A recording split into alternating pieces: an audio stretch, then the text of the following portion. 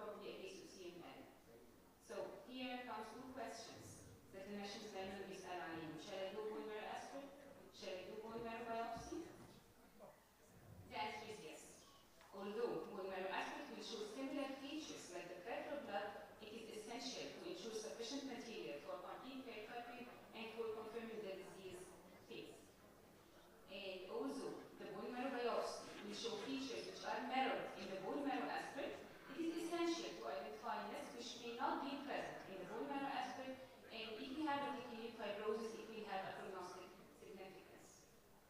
So at this level, we have a differential diagnosis when it comes to the peripheral blood level of leukemia reaction. At the bone marrow level, we have an ET, other MPNs like ET, PMF, chronic lymphocytic leukemia, and chronic eosinophilic leukemia, and other MPNs.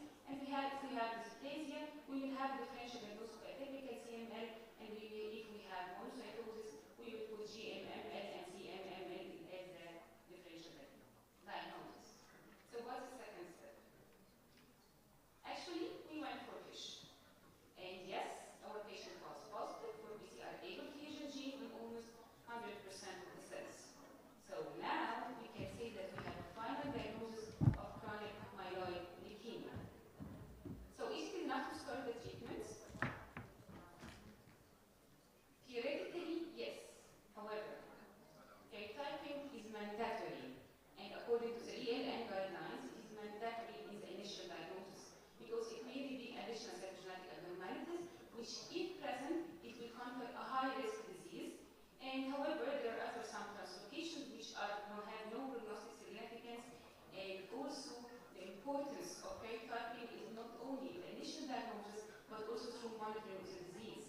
Because لو أنا بعمل monitoring of the disease, and if I find release of clonal evolution or additional cytogenetic abnormalities, this will confirm in the patient that I have high-risk disease.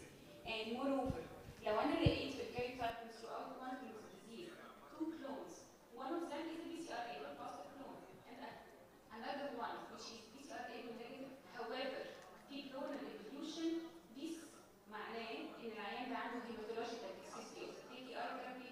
Please the clinician check your therapy.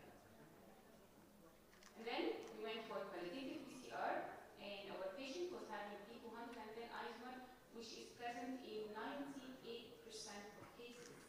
However, there are other 2% in CML which have other isomers other than the P210. So the question now is, shall I go for quantitative PCR? Not for initial diagnosis.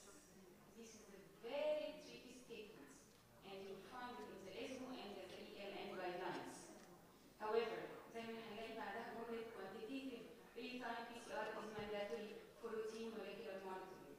So he means, yes, it's not for initial diagnosis. However, but if you start the treatment, you have to do it as a baseline.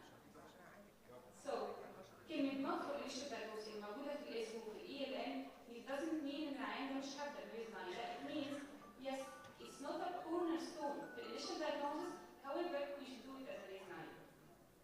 وبرضه دي فيها some schools.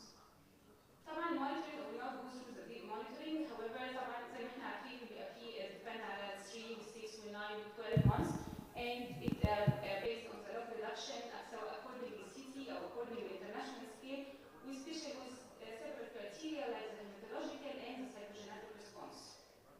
However, زي ما قلت لكم انه برضه في some schools تقول ايه؟ ان في ناس من الكلينيشنز بيشوفوا انه yes, it's very good to make the baseline quantitative, and it is the ideal to make it because أول حاجة baseline, ثاني حاجة it will give reflection to the therapy later on, and also for the monitoring and for comparison. So it's very good to do it. However, sometimes the patient ممكن يبقى جاي واخد بالي treatment. However, sometimes we may have limited resources. So بيقولوا إن okay, I will check with the third month.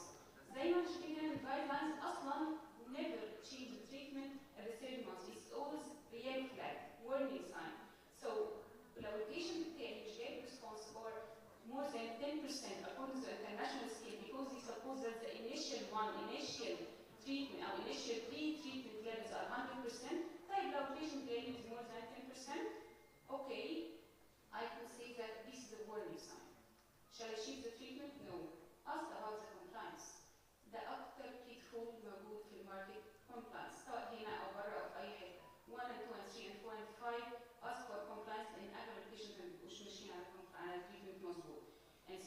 most of the clinicians, because أهو أنا مفيش عندي red flag خالص في 3 months, continue and monitor the disease and monitor the treatment and then check. لو عندي 6 months طلع عندي نفس الليفل بتاع الثيرد خلاص اوكي، يبقى كده أنا بتكلم على red flag. لو والله the patient is improving, so these go for green. So now we have a final diagnosis of chronic myeloid leukemia, chronic phase P210. So the treatment decision. طيب احنا دلوقتي just a small comparison between the first and second line treatment. The cost, the first line هو الإيماتينib أكتر واحد مشهور. It's the cheaper with 1 dose and it's taken في low risk category.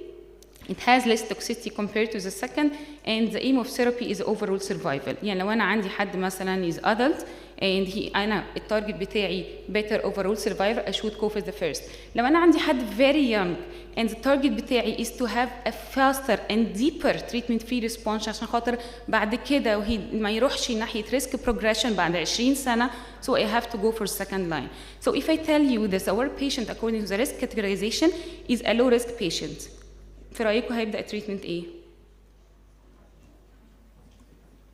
imatinib for 100 ملغ once daily, وفعلا البيشنت بتاعنا بدأ التريتمنت and we were expecting an optimal response. However, he had a warning response at 3rd month. So, shall we shift to the second line? We asked for compliance and then gave the patient another chance, and unfortunately, the BCR-ABL transcript was increasing and it was more than 10% at the 6 months, and the patient developed acute lymphoblastic leukemia. Now, this is the time for BCR-ABL mutation testing. And we found that the patient is having T315I mutation.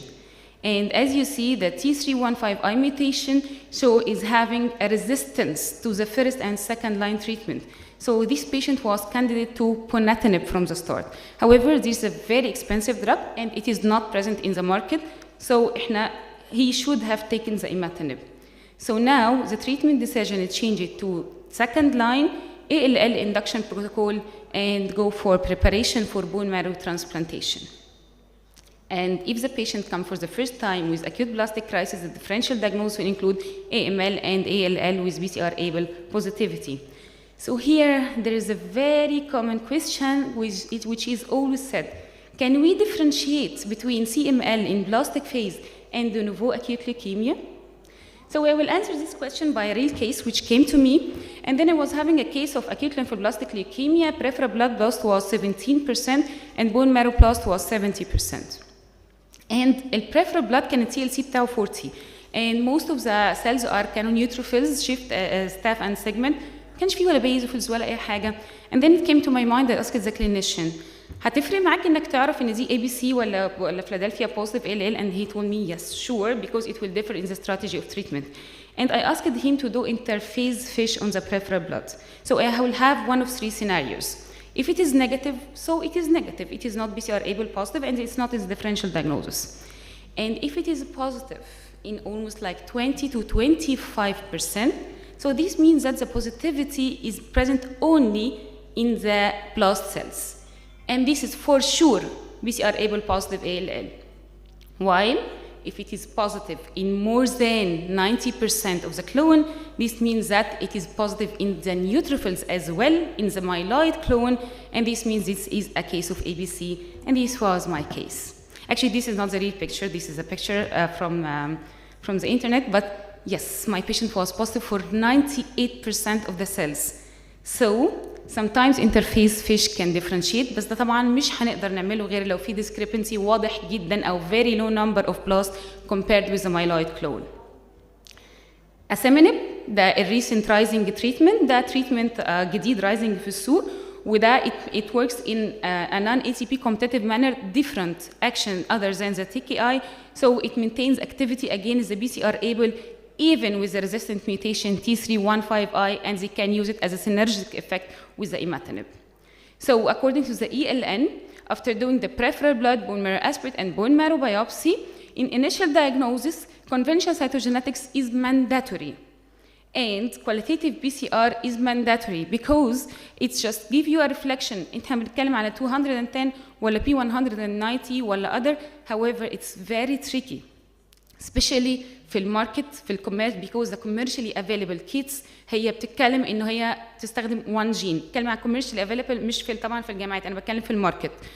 احنا في الجامعات بنستخدم جيل الكتروفوريزيس ودي لطيفه جدا بتورينا كذا كذا يعني ده 210 ولا 190. however للاسف الكوميرشال افيلبل كيتس في الماركت we have to specify انا عايزه qualitative 190 ولا qualitative 210. so we have to be cautious and just if I want go for qualitative I have to specify I want qualitative P190 and 210 or go for 210 and if you find it negative and you are still confirming العيان ده لازم يكون CML just go for other isomers. And also interface fish if you find that in the other isomers اللي هم 2% it's not positive for 210 and it's not positive for 190 and the clinician مصمم ان ده CML وبالمورفولوجي it's CML just go for fish and if it is positive العيان ده على طول هيكمل المونيتورنج بتاعه بالفيش. And the quantitative PCR as we said not for initial diagnosis however it is mandatory كbaseline. And NGS panel ده بتيجي دورها in case acute plastic crisis.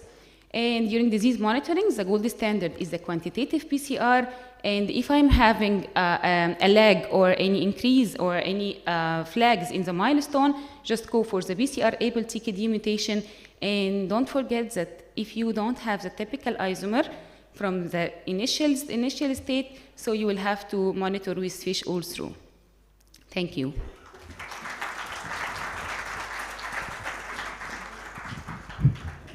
شكرا.